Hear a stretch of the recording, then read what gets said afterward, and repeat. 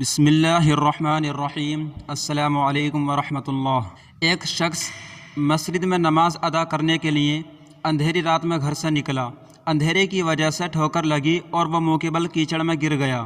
کیچڑ سے اٹھ کر وہ گھر واپس گیا اور لباس تبدیل کر کے دوبارہ مسجد کی طرف چل دیا۔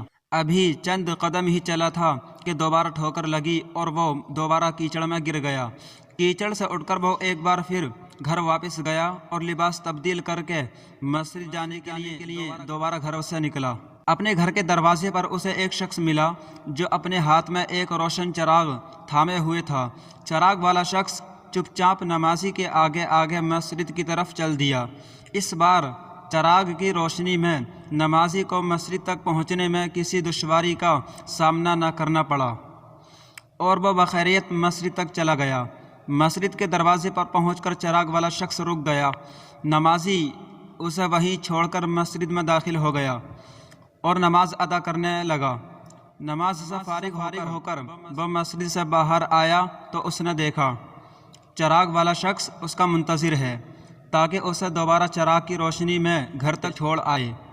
جب نمازی گھر پہنچ گیا تو نمازی نے اس اجنبی سے پوچھا، آپ کون ہیں؟ اجنبی بولا، سچ بتاؤں تو میں ابلیس ہوں۔ نمازی کی حیرت کی انتہا نہ رہی۔ اس نے پوچھا، تجھے تو میری نماز رہ جانے پر خوش ہونا چاہیے تھا، پھر تو چراغ کی روشنی میں مجھے مسجد تک کیوں لایا؟ ابلیس نے جواب دیا، جب تجھے پہلی ٹھوکر لگی تو اللہ نے تیرے عمر بھر کے گناہ معاف فرما دیے، جب دوسری ٹھوکر لگی تو تیرے سارے خاندان کو بخش دیا۔ مجھے فکر ہوئی کہ اب اگر تو ٹھوکر کھا کر گرا تو کہیں اللہ تیرے سارے گاؤں کی مغفرت نہ فرما دے، اس لیے چراغ لے کر آیا ہوں کہ تو بغیر گرے مسجد تک پہنچ جائے۔